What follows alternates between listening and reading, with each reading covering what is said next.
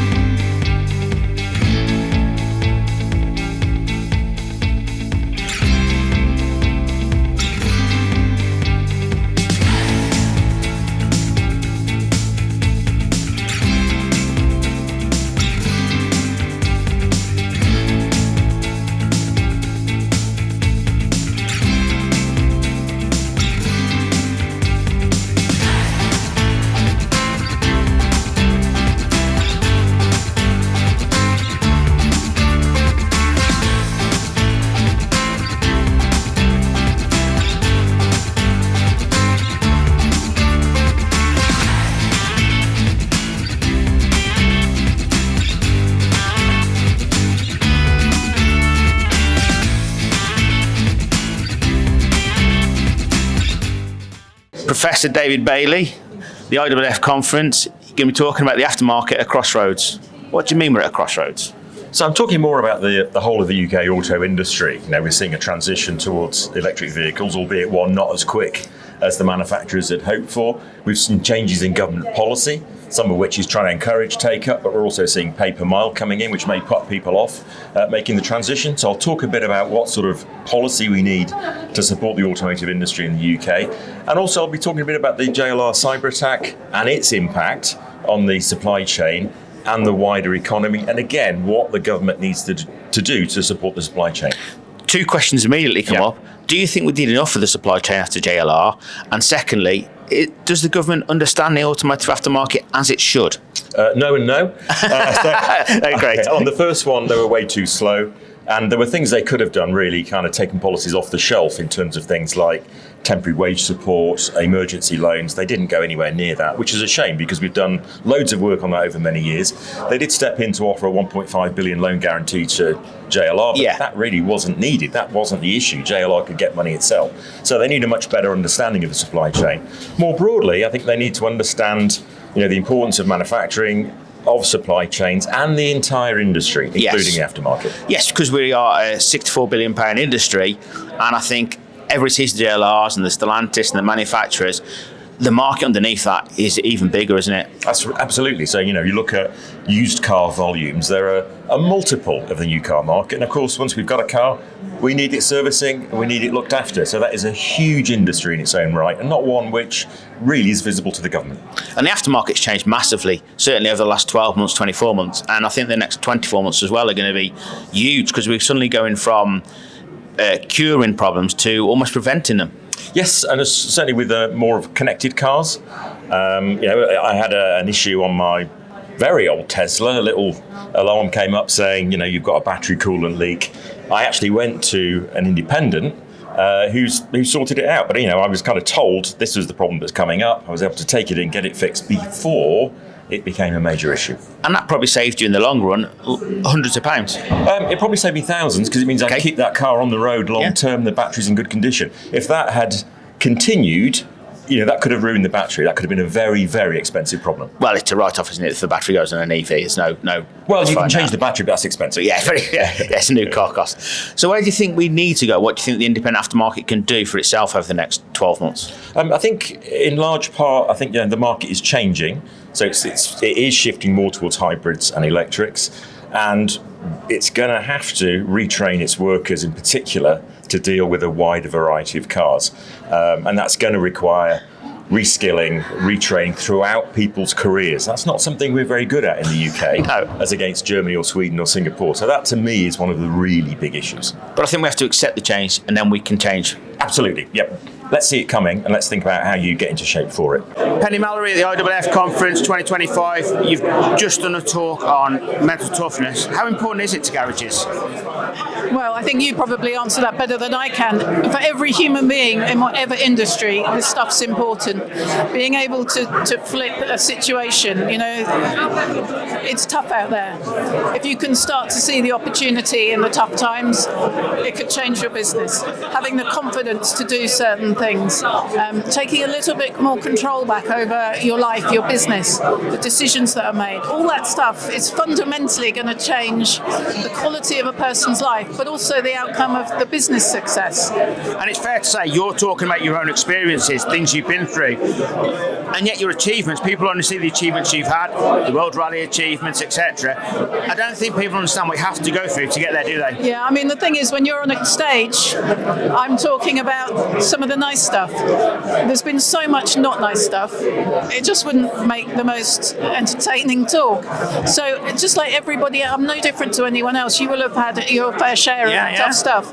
We've all been there. We've all got through it. We're still here. And that sometimes we need to remind ourselves that we're probably a lot tougher than we realise. Do you think as humans, though, we're a little bit stubborn? We don't kind of want to listen to it until it happens to us, and perhaps a bit of prevention rather than cure would help? And taking the learning from it. That was horrible, but actually take a moment to reflect, to go, what actually do I know now that I didn't know before? There's even the worst situation, there'll be something about it you don't learn a great deal from winning, do you? You learn from losing. So you've got to be able to flip that and take something good from it. Well, I think one of my favourite stories was the boat, where you went around the port on your first trip on a boat. And what are you up to next year on a boat? I'm rowing the Atlantic this time next year. Yeah.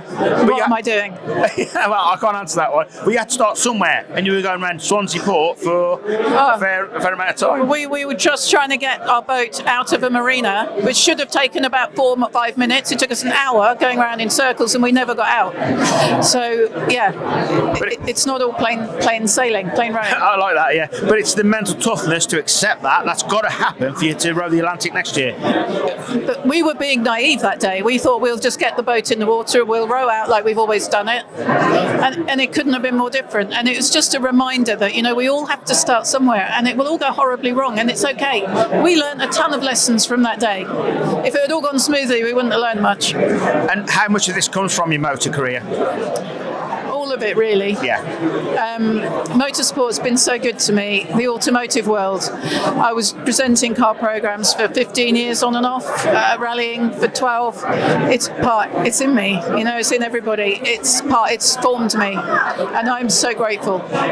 And how much mental toughness do you need for presenting? Because it's tough, isn't it, in the media world? I don't think people understand that you do something and see it once. You've probably done that 20, 30 times. Yeah, I mean, I never understood the concept of mental toughness back then, but when you're doing a live take, I remember a cycle race coming past, I had one take because it's a live event. You don't get the cyclist to do it twice. That sort of pressure, you learn to manage that pressure and breathe and slow your thinking down so that you get the take just right. Yeah. And then you please everybody and the day goes well. So it's just the moments looking back, I didn't realise the pressure sometimes I was under, either competing or presenting. It was huge. You just learn to manage it. And I didn't realise I was learning that skill. Are you glad you went through all that, though? Oh, I wouldn't change it for the world. Well, you've done this interview in one take. Thank you for inspiring hundreds of people here today. Your talk was amazing, and keep inspiring people. Thank you so much. Thank you. For tools and machinery, come to Machine Mart. Experts in our 65 superstores help you choose from the vast range, including air compressors, tool chests, stoves, welders, generators, water pumps, heaters, power tools, and much, much more. Or just order by phone or online. Look out for our money-saving special offers. Our free catalogue contains hundreds of price cuts and great new products. Or visit our website with thousands more specialist products in Machine Mart Extra. Shop in-store, online, or call. Another year, another Star Awards. How's the year been for the Ombudsman? Exceptionally busy. Every year we seem to grow the number of cases that we both have coming into the business, the number we accept in, and of course the number of people in our team is growing yet again. And on a day-to-day basis, what's it like at the Ombudsman? I think looking inside the Ombudsman would be important for people to understand how you work. I would say if you wanted something really energised, we've got a really good team. A lot of them have got law degrees. They know what they're doing. They're experts in their field, and they will be handling something this year like 265,000 contacts in the year. We'll do 45,000 cases they'll look at, and of those cases they'll work through, and where they help consumers and garages, they'll look at the case, bring that 45,000 down to about 12,500 cases that we'll work on. So there's a lot of work we do for garages that they don't actually see. And I think one of the biggest things is you're doing all this as an independent observer, aren't you? Yep, we have to be independent and impartial. So both from a consumer and from a business perspective.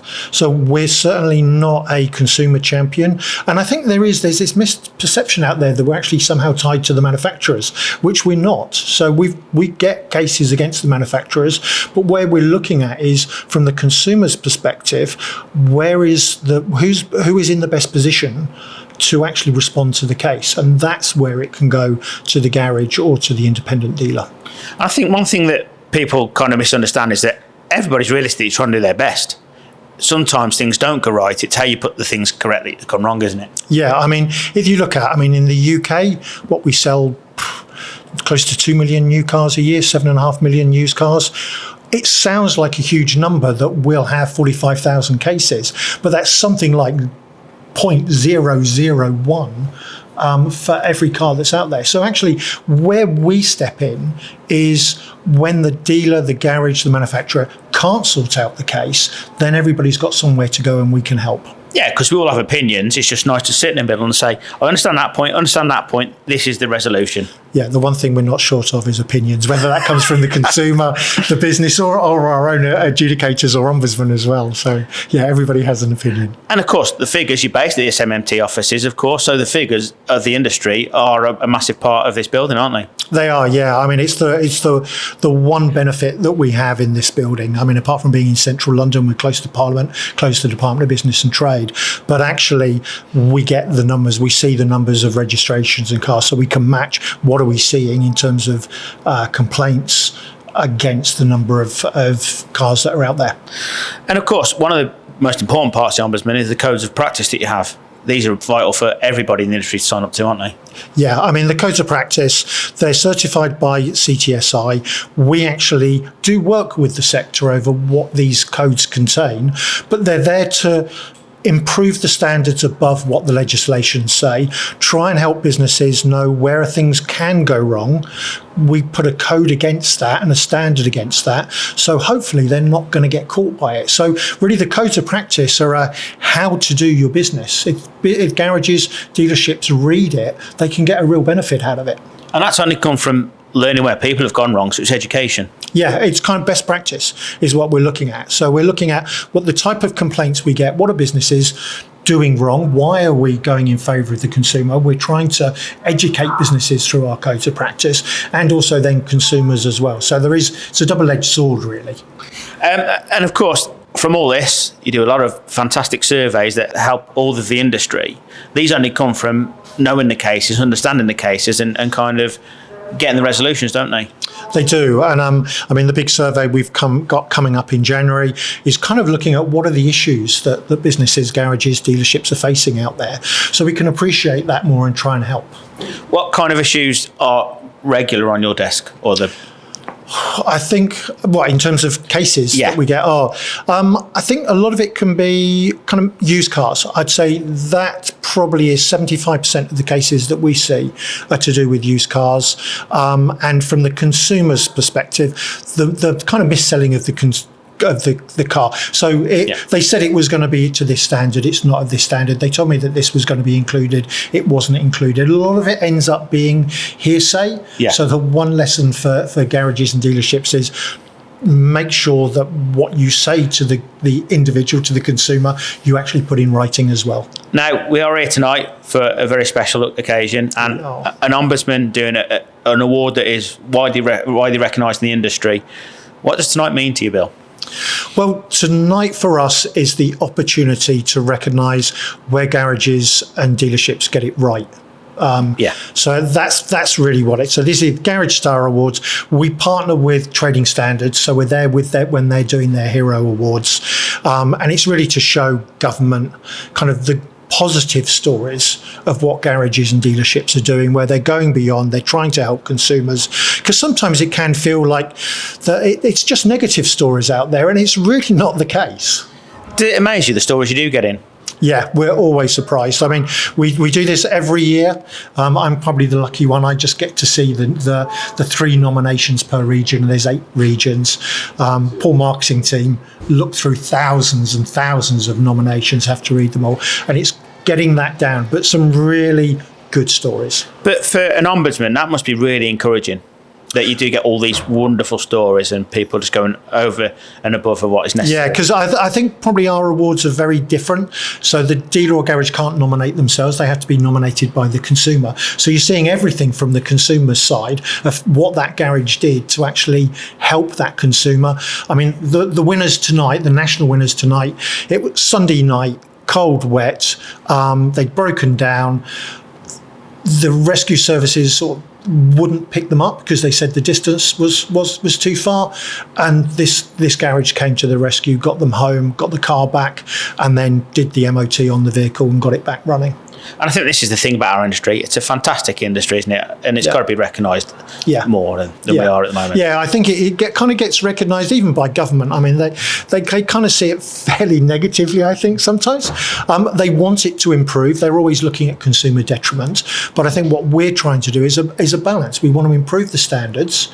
We want less complaints, believe it or not. We know it's never going to get to zero, but we can bring the standards up and get consumers to trust the sector even more. I'm going to say even more than they do. Yeah. Well, that's fantastic. Well, thanks for talking to us.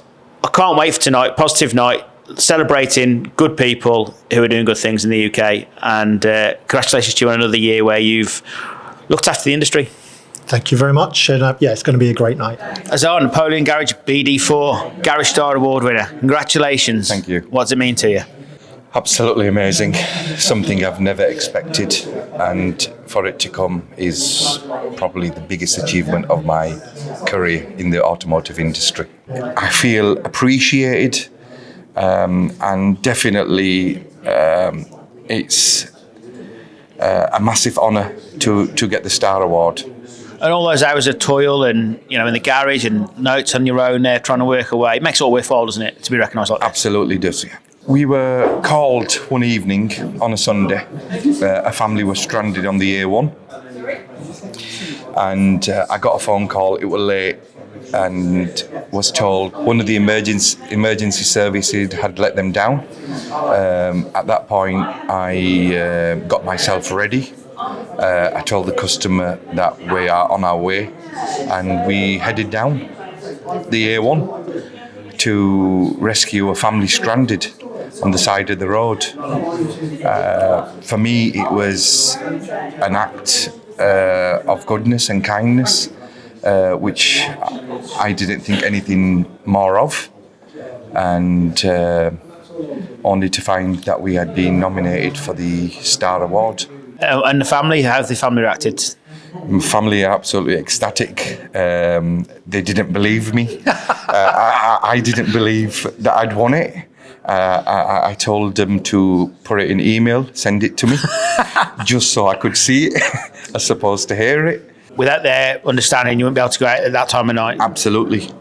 When the phone call came through, I said to the wife, I've got to get out and go help someone. And she said, go for it.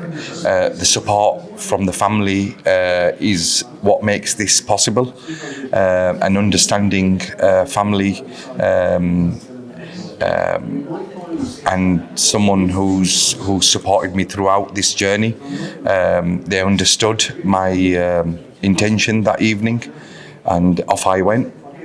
But as we saw last month in your video at your garage, it's not a one-off, is it, this kind of service? No, it's something which I really push for. Any customer or any member of the public struggling in this type of situation, we have helped them massively. It's in us that we go out and we help people, and that's what makes Napoleon Garage. Have you spoken to the customer since the award? Absolutely, I spoke to the customer, and he just said, "You deserve it. It's something which you deserve, what you deserve." And they've thanked me. They've brought us chocolates, and they've thanked the whole team at Napoleon Garage. And it's just something which we absolutely feel appreciated for.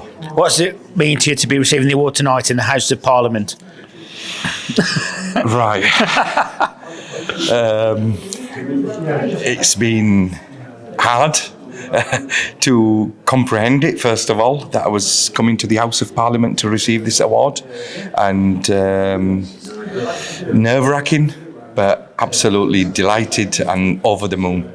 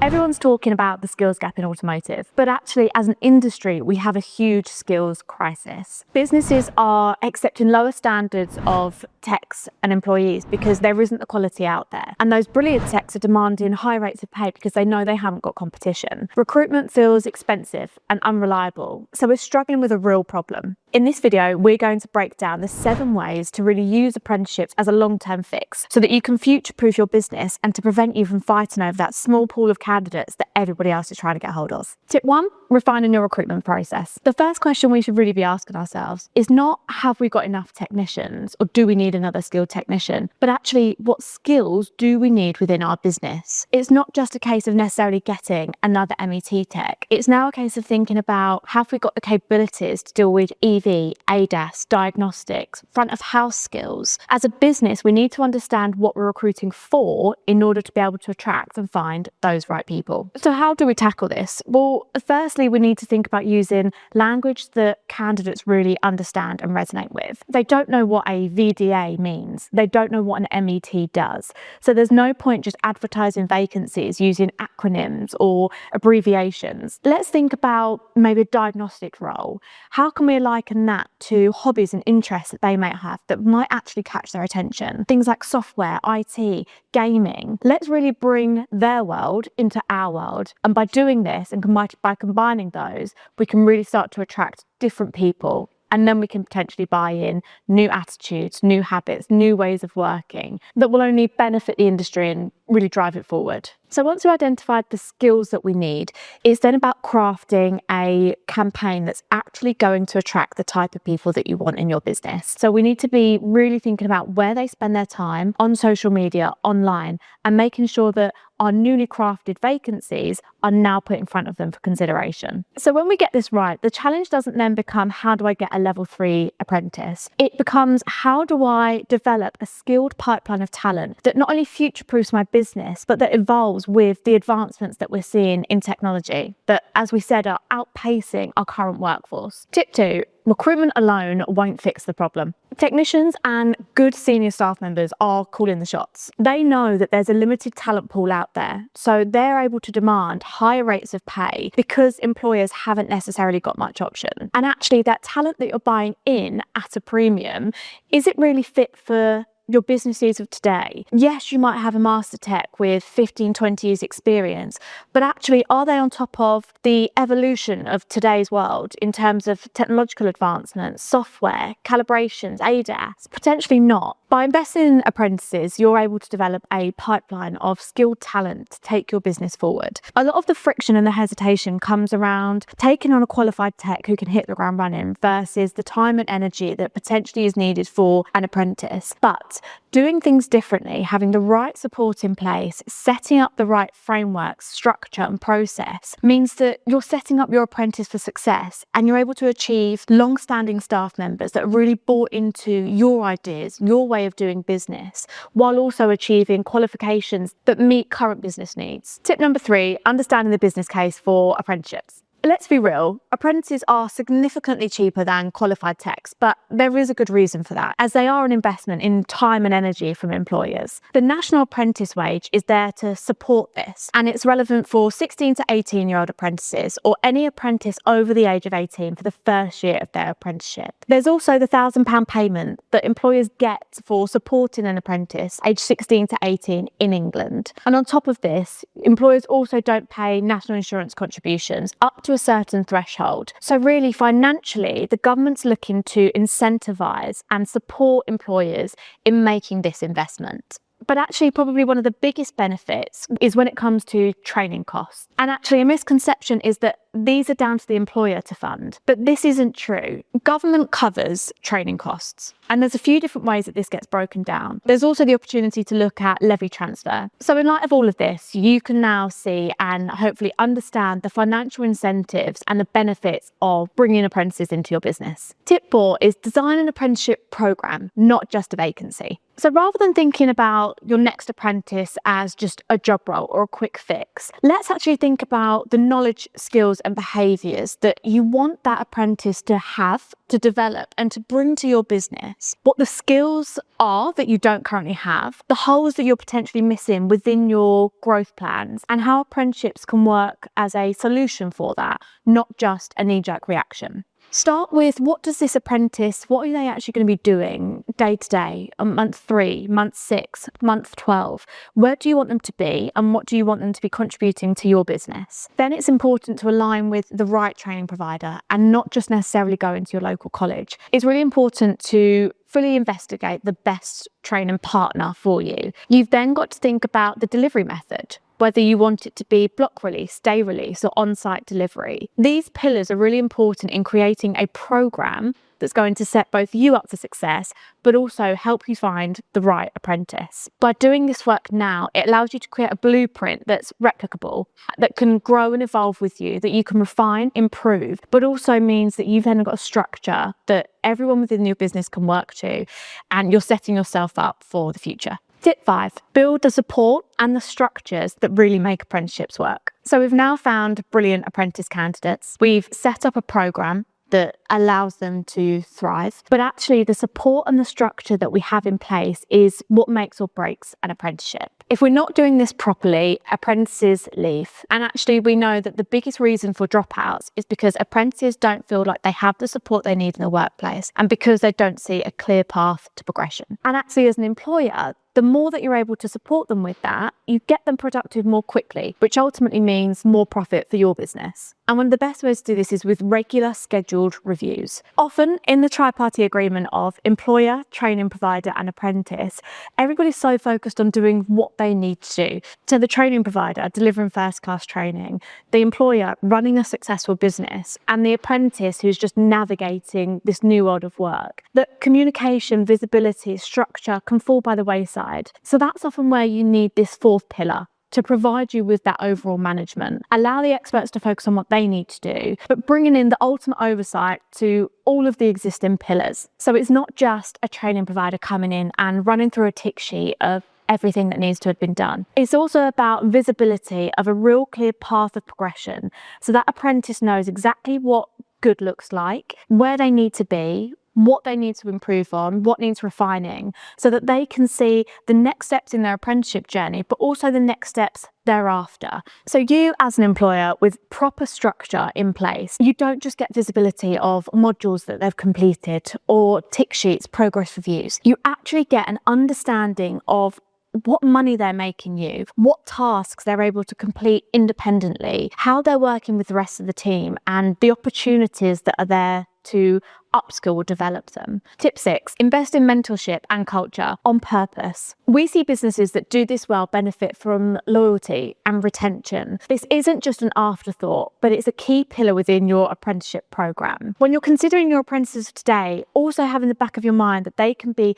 the mentors of tomorrow. They're the ones that are really going to be leading your teams forward. Employers are often frightened that they're going to invest time and energy and money into an apprentice and they leave. But one of the biggest hacks that we see employers using is great mentorship. We know apprentices who owe their whole career journey because of that first mentor they were set up with. Firstly, seriously think about who you're matching in terms of the mentor and the apprentice. The brilliant tech within your business might not be the best mentor. Mentors, similarly to apprentices, need to have the time allowances to really be able to do this properly. So we can't be expecting somebody to take an apprentice under their wing while still having the same productivity targets. So what does a great mentor really look like? Well, in line with the rest of the video, there is no one size fits all. It takes us back to that recruitment piece. Point 1 in the program, understanding the skills that you're recruiting for so you're able to find the right type of person to bring into your business. This then allows you to match them with the brilliant person that's already in your team to support them as a mentor. That brings us on to tip 7. Measure the return and commit for the long term. So we know that it's taken us 10 years to get to this point. And what we don't want is to be in the same situation in 10 years' time. We've seen businesses that have been investing over the last 12 years, and they're now in a position to be opening new sites with teams of people that have only come through apprenticeship programs. We're also seeing businesses that are making £20,000 on a technical apprentice within the first year. So we know that it's possible. We're also seeing lots of success stories where organisations are now not looking for those external hires and buying talent in, but instead they're solely relying on developing internal staff through apprenticeship programs as their pipeline of talent. So how do you measure the return on investment when it comes to an apprentice? There are a few things to look for. Firstly, their productivity levels. So as we've said, with the right support and the right structure in place, they can become productive quickly. And then it's really about measuring the profit that you're able to make through their productivity levels. Then we move on to staff retention. So looking at your existing team members, who's come through an apprenticeship program and who's still with you, what has their development journey looked like? If you're building teams and promoting your team members internally that have been through apprenticeship programs, that's a huge success. We know there are businesses out there that aren't struggling to get great candidates, nor are they struggling to keep them because they've invested in a program, they've refined it, things are improving, and they're building the future of their business. And you can absolutely do that too. How? Well, firstly, redefine what the skills problem in your business is, not just the wider industry. And then don't just rely on external recruitment to patch over gaps. Understand the real business case and funding when it comes to apprenticeships and start treating them as a long-term solution. Put real structure in place and think about the culture that you're building and align that with great mentorship. Lastly, measure the return and importantly, keep going. You absolutely can build a workforce that's more loyal, that's stronger, and that's built for the future. And if you want to know how, visit apprenticeshipcentral.co.uk.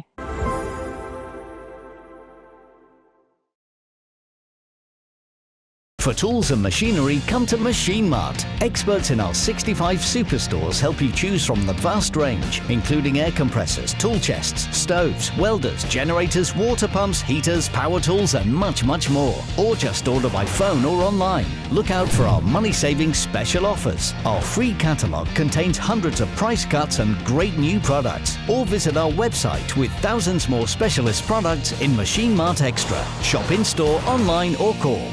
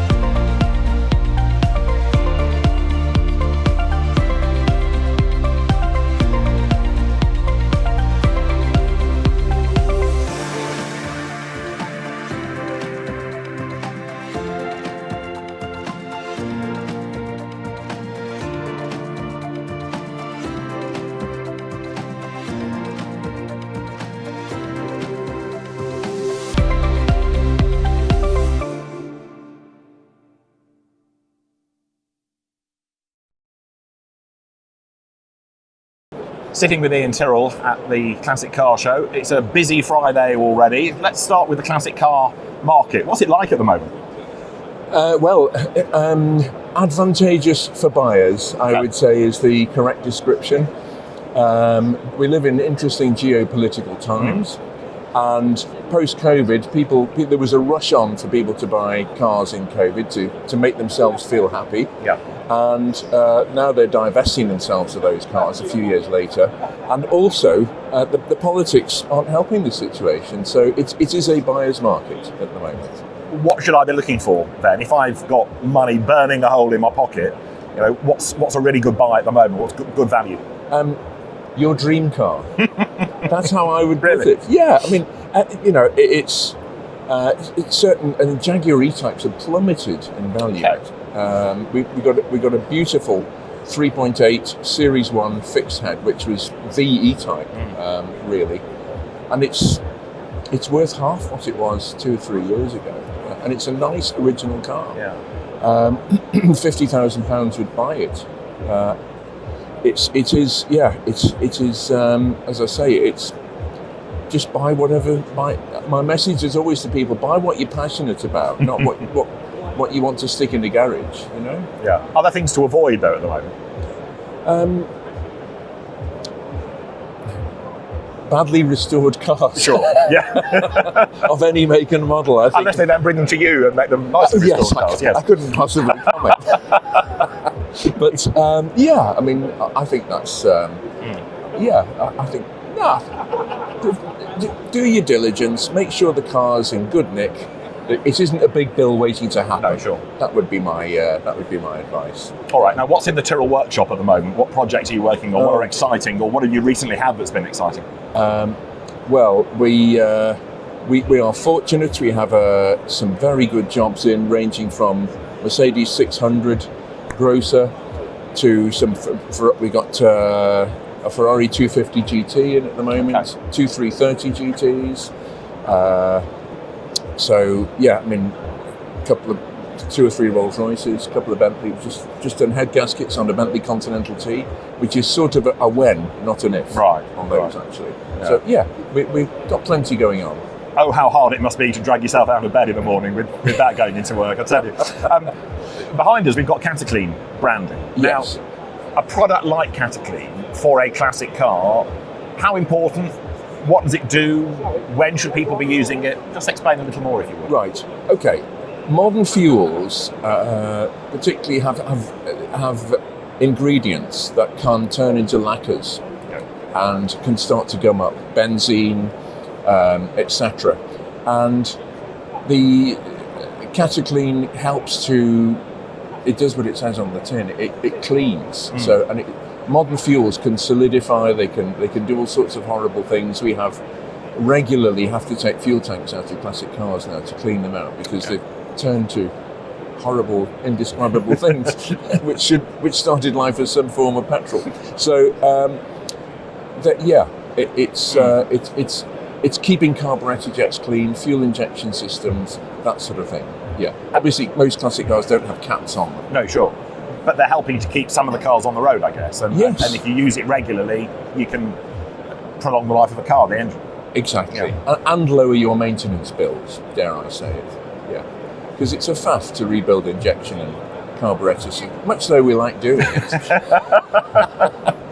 We'd rather. He says not. reaching for his business card. Yeah, exactly. Yeah. Go back a stage. What are the biggest problems at the minute keeping a classic car on the road?